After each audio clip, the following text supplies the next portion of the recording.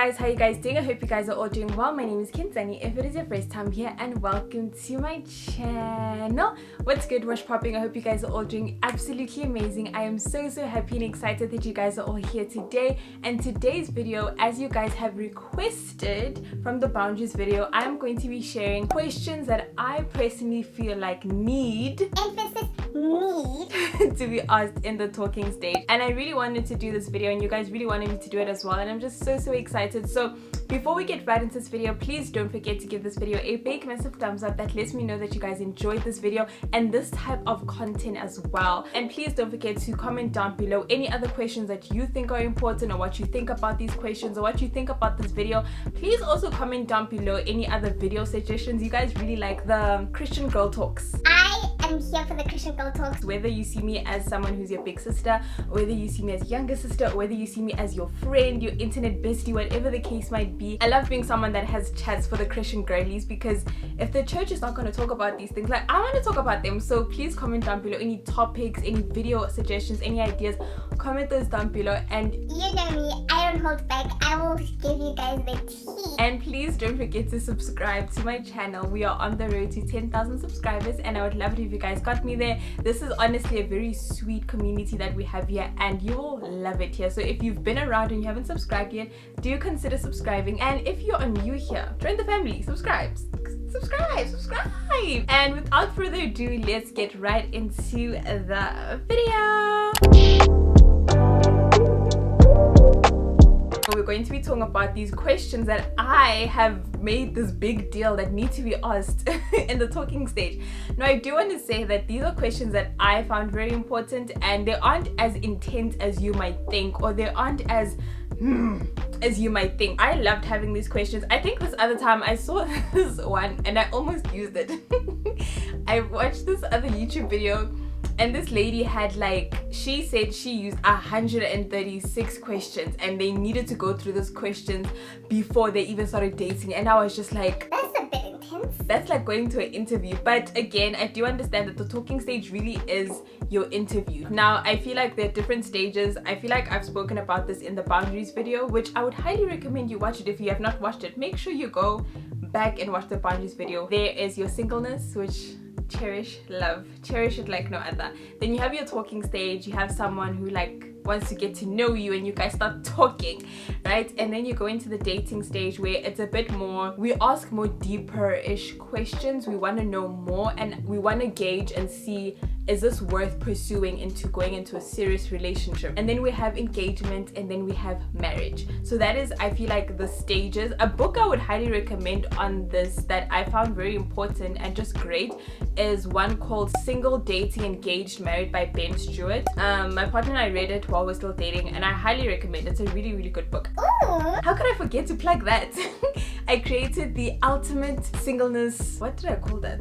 I forgot what the video is called. The ultimate Christian dating singleness relationship guide, resource guide. And I just shared all the books that I found that are very important, sermons, podcasts, all these things. Like, I created that. I'll leave it down in the description as well if you guys want to check that video, because I think how to get to this point is being knowledgeable, right? And you need to be knowledgeable about these things. So anyway, so this video is going to follow a similar format like the boundaries video. So first, we're going to be talking about things I would like you to take note of, things I would like for you to consider. So the first thing is to be observant. I personally think the talking stage is really just gauging what type of person are you, and do we click? Does it make sense? If it doesn't make sense, or like there's so many question marks, it's like, why am I still entertaining this, right? So you want to be observant in the stage. You are assessing the type of fruit that this person has, and you will see from all the questions that I don't really ask really, so where were you born?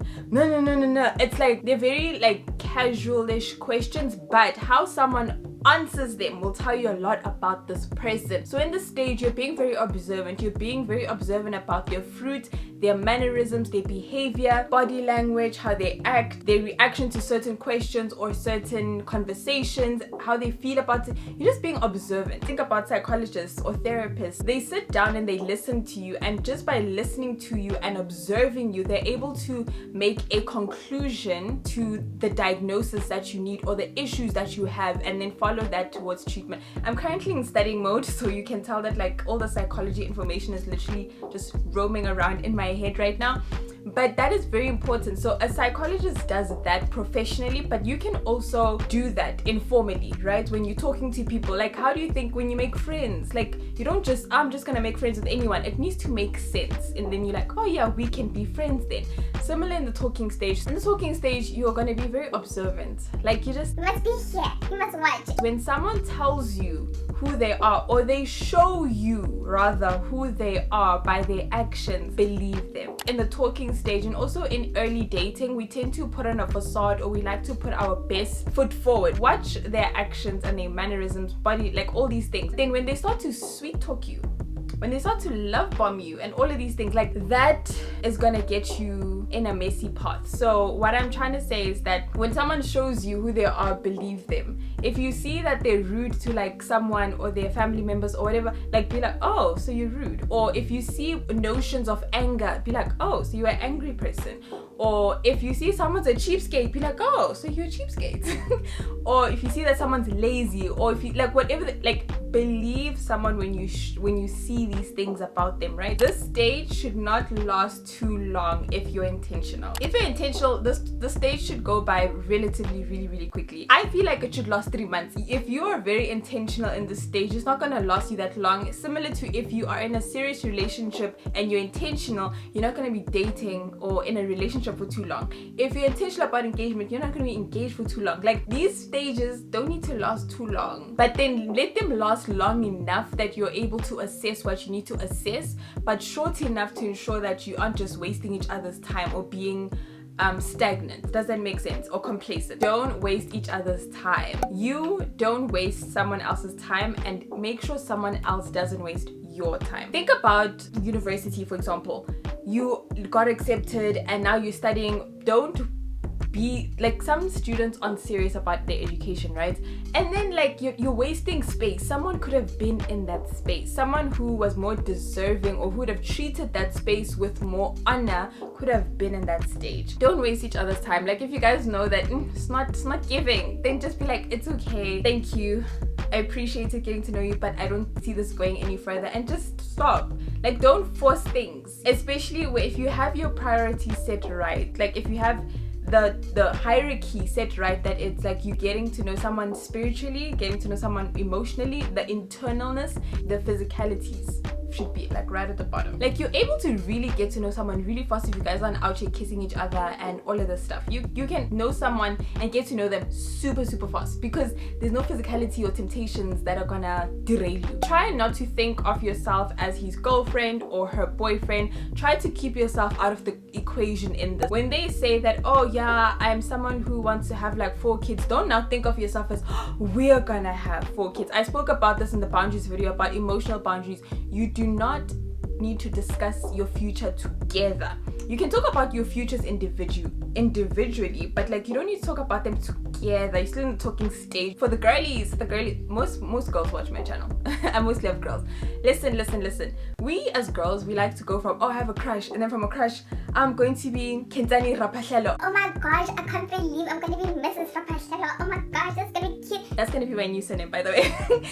But like, oh my, I can't believe, and then you just think, oh, I'm gonna marry this person, that's gonna be me. We go from 0 to 100 real fast. So what I'm trying to say is, don't let your mind make you go where you're not supposed to go. Jump right into what needs to be figured out. Like I said, don't waste each other's time. Don't prolong things that need to be unnecessarily prolonged. Get over and done with. Rip the band-aid. Get over and done with. Don't be fluffy and sugarcoat things. Along with this is ask the right questions and focus on the right things. The talking stage is not for, so what's your favorite color? All these like fluffy questions, they're not important questions. Like yes, they're good questions to ask from time to time, but like they should not be the focal point of your talking stage questions. Be honest and transparent. Let me tell you what my definition of honesty and transparency is, right? For me, honesty is when I ask you a question and you tell me the truth. Transparency to me is I don't need to ask you. You're just honest and you just tell me the truth without me needing to, I guess, dig it out of you. Make sure you yourself are transparent and you're honest,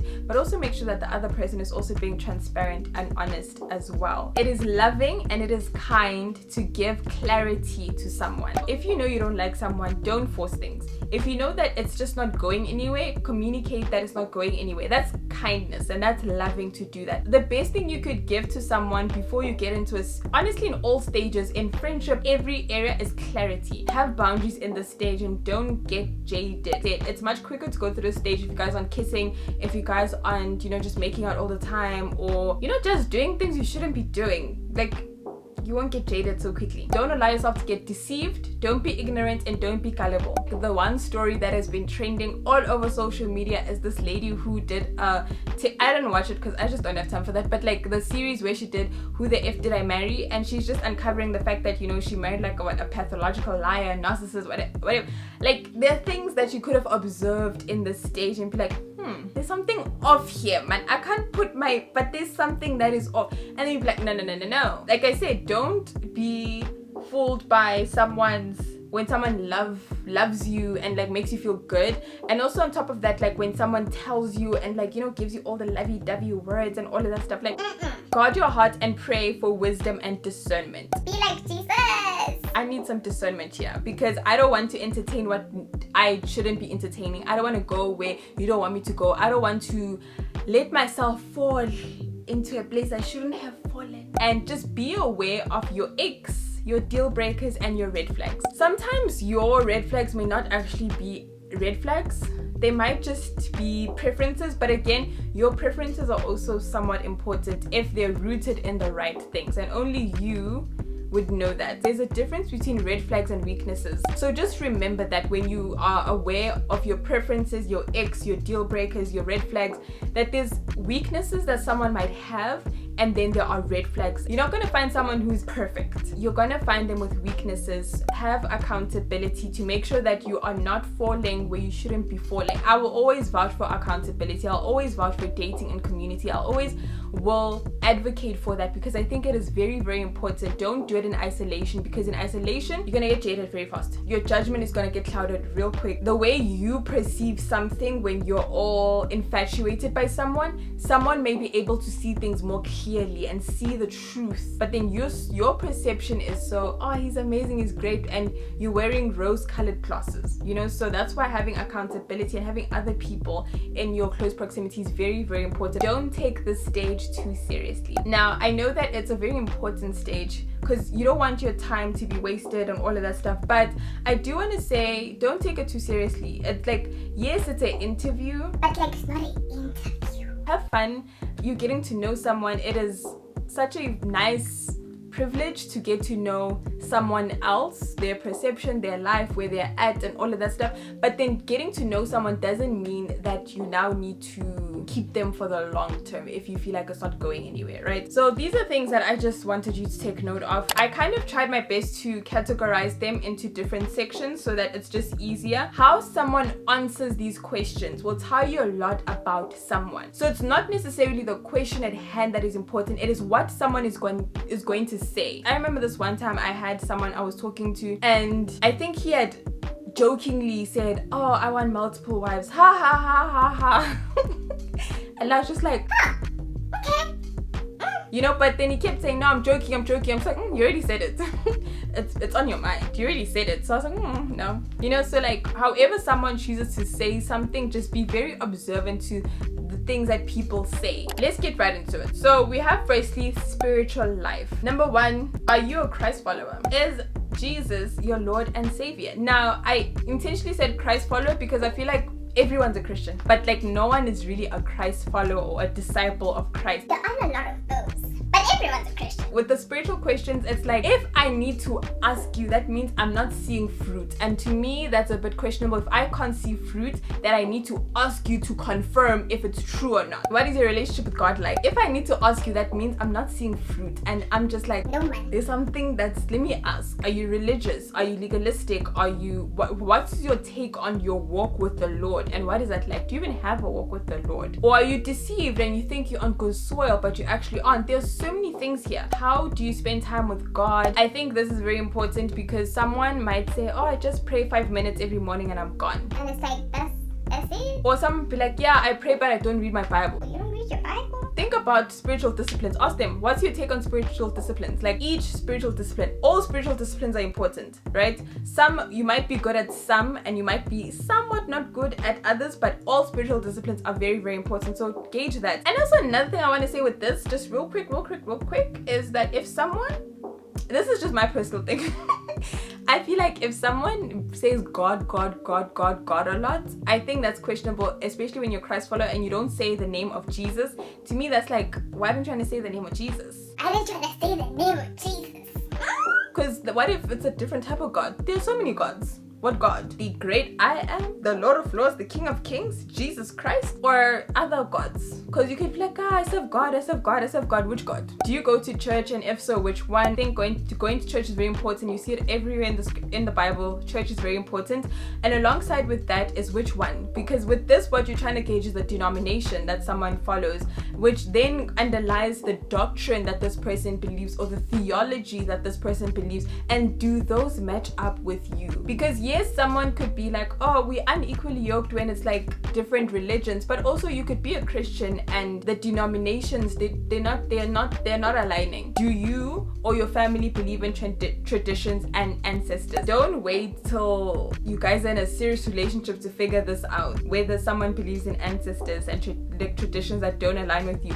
Figure these things out ASAP. He or she might say that they don't, but then their family does. Your family has a big influence into how you perceive life and a big influence in what you do. So you might say, I don't, but when your family says jump, and we have an ancestral what, you want to jump because it's your family, you know? And at that point, you're just someone I just met, so must I choose you over my family? What is your testimony? How do you come to know Christ? With all these questions, again, I want to say, you don't need to share everything. I always vouch for things can grow over time, but you can tell someone the content page. Right now, you're kind of getting the content page. And if the content page is not contenting, then it's like, it's not a book I want to read. Next up, we have other relationships. What is your relationship with your family like? And what is the dynamic like? So what is your relationship with your parents? What is your relationship with your siblings? And what is the dynamic of your immediate family? Is it healthy? All families are not perfect, so don't expect perfection, but I do think that it's important to understand the functionality of the family or even the dysfunction that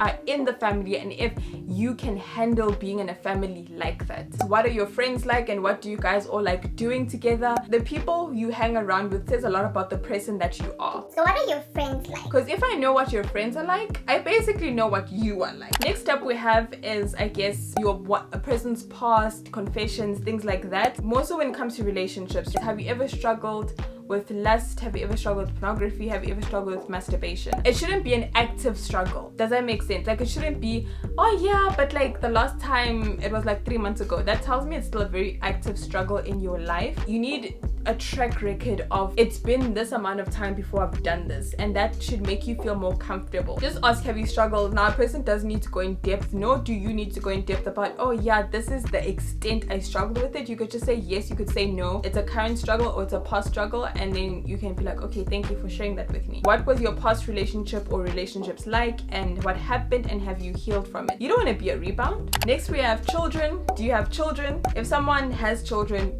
do you want to be in a relationship with someone who has children? Do you want to be in a blend, like potentially a blended family dynamic? Do you want kids? If someone doesn't want kids, don't think you're gonna change their mind when you guys are in a serious relationship or you're engaged. It's not gonna change someone's mind. What kind of parent are you? That can tell you a lot about the type of person that they are. What kind of parent do you think you will be? Again, it says a lot about the type of person that they are, the type of person that they're willing to be, how they want to treat their children, the type of parent they want to be, the mother, father that they are seeking out to be or desire to be. That says a lot about the person. And then next up we have is the future, or one's future. Where do you aspire to be in life? Where do you want to be in life? Where are you going? Where are you heading? Because if you're heading here and my direction is here, Do you see? We're not going the same direction. But if you're going here and I'm going here, like at least it's parallel. And you want to be able to gauge this really well. So ask the person, what do you aspire to be in life? Where do you want to go in life? What is goals in life? Your intentions in life? What are your dreams? What are your hopes? What do you want out of this thing called life that God has gifted us with?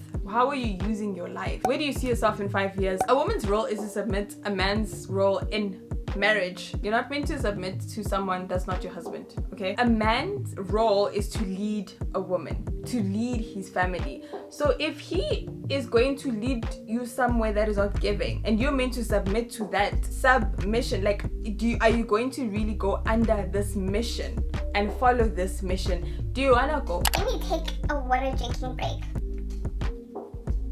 Lifestyle questions. What are your hobbies and what do you do during your downtime? Because if what you do just doesn't really click with what I do, you don't have to be exactly the same. You could be different, but it's like, what if you do like extreme things that I just don't agree with or I don't like? Who are your role models? Who influences you? Because we're all influenced by somebody. What kind of music do you listen to? What do you consume? What do you watch? What movies do you watch? What series do you watch? Entertainment. What type of stuff do you watch? What do you listen to? That says a lot about the type of person that you are. What do you like when you're angry or upset? How do you process anger? How do you process being upset? If someone tells you that, oh, when I'm angry I just like punch walls or something, you know, or I like to sit down and talk to someone and talk through it, or I avoid, or I shut down, or I dismiss. How do you handle conflict? What is your conflict style? How do you handle conflict? How do you fight? Do you fight well or do you fight snugs? What's the craziest thing you've done? Now the reason I put this, yes, it could be a haha, oh that's such a funny thing, or it could be a and again, you don't want to judge someone by their past. But again, if there is change and you can see a track record of change, someone might tell you something that's really intensely crazy, but if you can see a track record of change and transformation, then you can be like, oh, okay, interesting, you know? Do you smoke or drink and how do you feel about it? What's someone's relationship when it comes to substances? Is it healthy or is it unhealthy? What are your passions? Because if my passions clash with your passions, or what if your passions are just unethical or immoral, or they just don't make sense, or they're just not going anywhere? Like, what if my perception of your passions I just don't agree with that? Very important to know what someone's passions are. How would someone describe you? Is there humility in how you think someone would describe you when you are describing how someone would describe you? Is there humility in how you would speak about yourself? What adds the most meaning into your life? Someone might say money, someone might say family, someone might say something crazy. You know, it's like everyone has things that add meaning to their lives. We are God has created us as creatures that are meant to worship.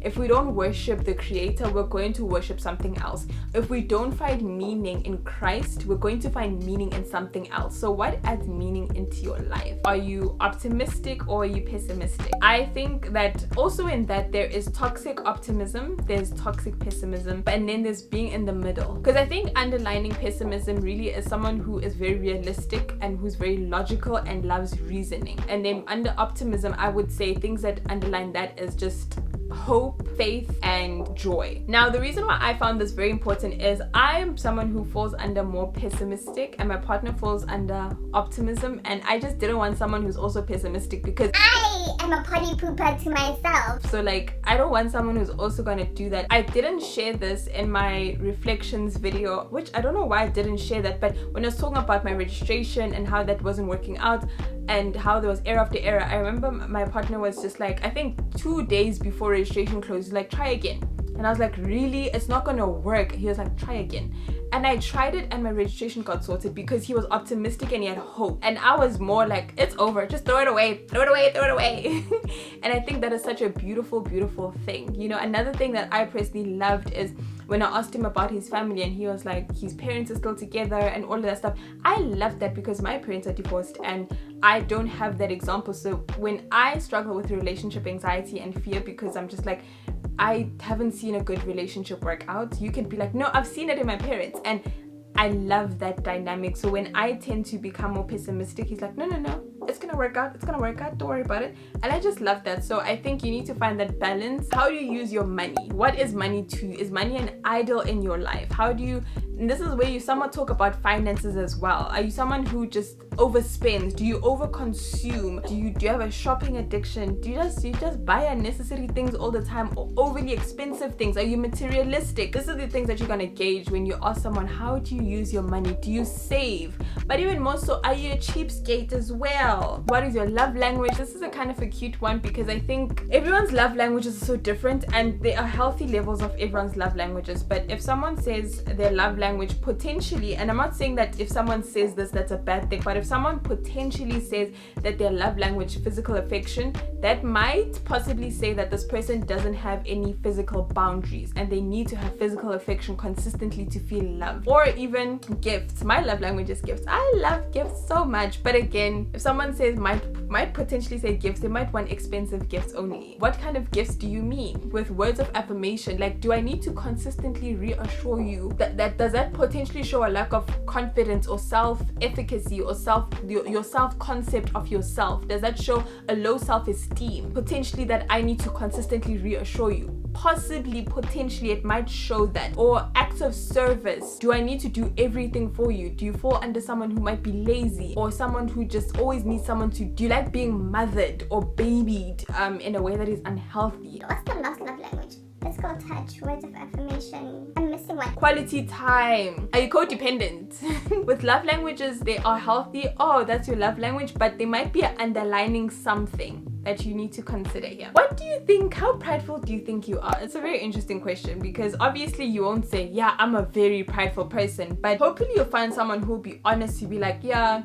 I struggle with pride in this and this and this and this and this area, and be like, oh, I struggle with in this and this and this and this area. We all struggle with pride, so like you can't really say you don't struggle with pride, but like, what is the level of your pride? Are you introverted or are you extroverted? If you are someone who's very introverted, being with someone who's very extroverted will really drain you out. It might not clash. I remember I used to have friendships that I had friends that were very extroverted who always wanted to go out, and I was very introverted, so our friendship always had clashes because I was content being at home. I really was. I was content in my own company. I really was, and I didn't find the need to go outside as much. That might cause issues, and someone might have the expectation of, oh, we're gonna do this and this and this and this and this, but you have the expectation, I just want to chill at home, TBH. Are you an indoor, outdoor kind of person? How outdoorsy are you? Because like, I get outdoorsy like once in a, as an introvert, I get once in a while, but if it's every single day, that's a bit tiring. You know? Are you neat and tidy, or are you messy? Where are you at? Because if I'm an overly neat person and I find out that you're a messy person, it's going to make me cringe so much. How's this person's hygiene? What their hygiene like? Sometimes with hygiene, sometimes you might not even need to ask. Things just might be present, and you'd be like, do you live alone or do you live with your family? And if they do live with your family, what is the reason? If you live alone, what is the reason? How do you handle failure? Do you completely crash and shut down when you handle failure, or do you learn from it? Do you grow from it? Like, how do you handle failure? What is the best and worst phase of your life? That just tells you a bit about someone, where they've been, their accomplishments, and all of these things. What makes you feel accomplished? What makes you feel like, yeah, I did that? And this could also show idols in someone's life. Would you ever take back someone who cheated on you, and why? And have you ever cheated? Because if you have a history of cheating, there's potential you might cheat on me. It might be it was 10 years ago and I was just stupid then, and the track record has shown that, oh yeah, you definitely won't do that again. Track record. The track record of transformation is very important. Do you stay friends with your exes? Being so close with someone and then being like, we're not that close anymore, but I'm just gonna keep you around. I don't know. This doesn't make all that sense to me personally. Have you ever lost someone close to you who was important in your life, and their loss, what effect did that have on you? How did it change how you see life, or how you view the world, or how you think about things, or the meaning in your life? Or has it changed how you view life? What are you thankful for? Someone could say, I'm thankful for the car I have. Oh, I'm thankful for my friends. I'm thankful for my family. I'm thankful for God. Like, what are you thankful for? Where does your gratitude go? Or are you someone who's not even grateful at all? Do you believe in second chances? I feel like for me, that kind of gives, are you a forgiving person? You know, do you have the heart of I will give someone a second chance, obviously with boundaries and caution, obviously, but do you give people second chances? And that to me shows, do you have a heart of forgiveness? What's something people misunderstand about you, and why? Because you might not understand why people might misunderstand something about you, but it could be something very concerning, especially if you don't see why it's such a big concern. Lastly, we're going to go into expectations. What are you looking for in a partner? Am I what you're looking for? If not, it's okay. Thank you very much. It was good to be here. Keep it moving. What are your intentions getting into a relationship? Why do you want to get into a relationship? Do you just want to, cross that bridge when I get there? That means it's giving I'm going to date you for like 10 years. It's not going to go anywhere. Or do you see relationship or dating relationship as a transportation to take you to the next phase of life? Or you someone that just likes to stay in this? Do you make dating relationships a destination, not transportation? You know, what are your intentions getting into a relationship, and why? Why do you want to get into a relationship? Are you bored? Are you lonely? Do you think it'll solve your lust problem? It tells you a lot about someone. Do you want to get married? If you want to get married one day, he does want to get married. Again, believe someone when they tell you something initially. What do you take on boundaries? I did a video on boundaries. Definitely should check it out, guys. But what is someone's take on boundaries? Because if someone's take, boundaries are so stupid, they're not gonna respect your boundaries. Also, what is your take on sex before marriage? If someone says, you know, if it happens, it happens, it's fine, we're dating, we're together, it's fine. Someone very adamant on, you know, God says that I should save sex for marriage, so I'm gonna save it for marriage. What's your take on purity? Everyone's definition on purity is very different. You have very toxic purity culture that you have found within the church, and then you have very worldly take on purity, that purity is bondage and it's not going to take you anywhere. Here's someone's take on what purity is. Are you a virgin, or you're pursuing celibacy / abstinence? With virgin, I want to say, yeah, people glamorize being a virgin, but like you could be a virgin who struggle with pornography, lust, masturbation, all of these things, right? So don't really take, you're a virgin and be like, that means you're goody. And then being celibate and abstinent, that tells me you've had sex before, so like you know what that feels like. What are you doing to ensure self-control or boundaries in your life? Do you have boundaries in your life? Do you have that on check, right? And with that, you have like soul ties. Have you like broken soul ties? Have you detached yourself from this person? All of these things, because that might potentially affect me. And do I really want these things to affect me? Do I really want this baggage? What's your take on long distance relationships? If we were potentially to be in a long distance relationship, would I cope? Would I be fine with it? Or would I absolutely despise it? It really does depend how someone takes long distance relationships. I highly recommend distance in relationships. If someone says that long distance potentially a deal breaker for them, or they would never do it, because like distance could potentially come up, but like if you're in a relationship and then they say, distance is not my thing, and then they'd be like, I can't do this anymore, then what are your deal breakers? Like, ask someone what their deal breakers are, because you might be a deal breaker. What's your take on counseling? For me, this question kind of gives, are you teachable? Are you willing to grow? Are you willing to learn? Are you willing to, you know, propel yourself forward and not go back or remain stagnant? What are you willing to do to get what you want? Interesting, because someone might be like, might rob a bank. But like they just told you they might rob a bank. You know, they might just, I'll succumb to a bribe or corruption, or they're telling you these things. They might it, but like they're telling you the truth. Some people are willing to go to that extent to get what they want. You know, some people are willing to do very extreme things just to get what they want. What's your take on gender roles? Are you someone who just really has a skewed view on headship and submission? And I think that tells you a lot about someone, because some men view headship as domination and view it as I need to control you. And that is very unhealthy. And then some women or women might see submission as like, I have no take, I have no voice, I have no nothing. I must just follow you recklessly. Even if you cause me to sin, whatever, I just follow you. Some people's gender roles can be very skewed, or they might have a very healthy view on it. When do you think someone is ready to get married? This kind of will tell you if someone is gonna say, I need to make sure I have the best job ever. That means that you might be dating someone for a long time, hey? Are you going to date with intentionality? And also, dating for long periods of time is really, really hard. Or if someone be like, when do you think someone's ready to get married? Or when it be like, oh yeah, when I'm just struggling and I just really want to have sex. Some people get married just to have sex. When do you think someone is ready? And that says a lot about someone. These are all of my questions. They were quite a lot, but I do want to say that, like, you don't have to ask all of these questions in one go.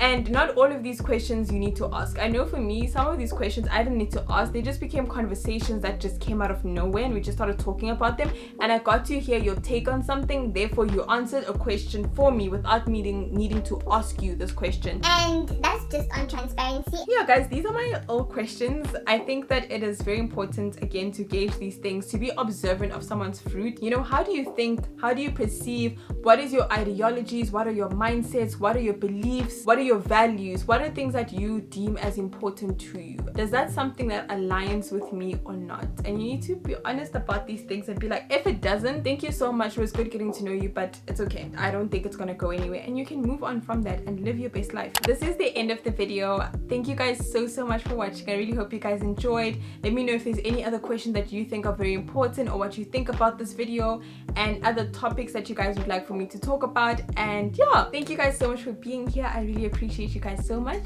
and I will see you guys in my next video. Bye friends.